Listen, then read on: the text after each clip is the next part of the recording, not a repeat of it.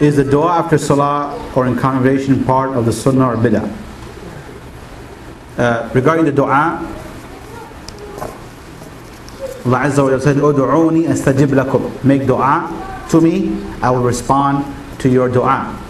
So a person can make dua at any time. You can ask Allah Azza wa Jalla at any time based on this ayah. Now, the Prophet Muhammad said, "Ad-du'a huwa al-ibadah." Dua is worship. And once the Prophet said it's worship, then it means there are certain guidelines. And worship, the Prophet Muhammad came to show us and tell us how to worship Allah Azza wa Jalla subhanahu wa ta'ala.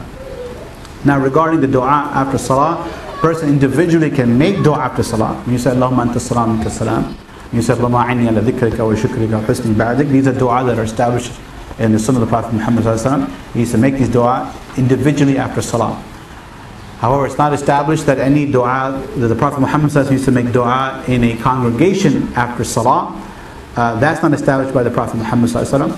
Rather, what is established from the Prophet Muhammad sallallahu alaihi wasallam, he told us to make dua in the salah, not in congregation after salah, where he's mentioned to make dua in the sujood.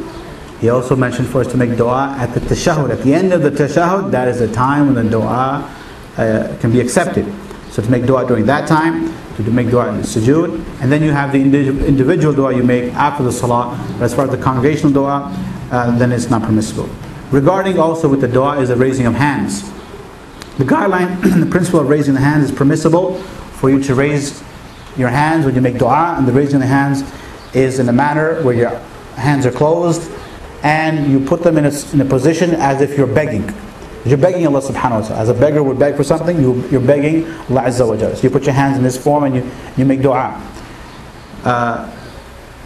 As we have the hadith of Prophet Muhammad sallallahu alaihi wasallam, that someone who raises his hands to Allah Azza wa Jalla, Allah subhanahu wa ta'ala out of His mercy will not reject that dua.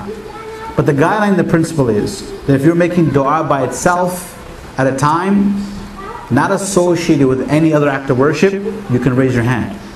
But if you're raising your hand to make dua and it's associated with another act of worship, then you need dalil to raise your hand.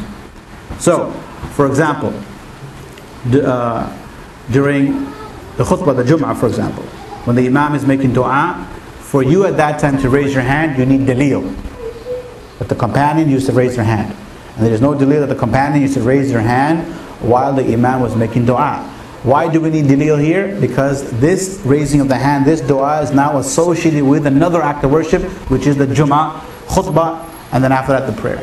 So when there's an act of worship that you're going to do, then you need dalil to raise hands if that dua is associated with that act of worship. If there are no acts of worship, you're sitting home and you want to make dua, you can raise your hand. Matter of fact, it's preferred to do so.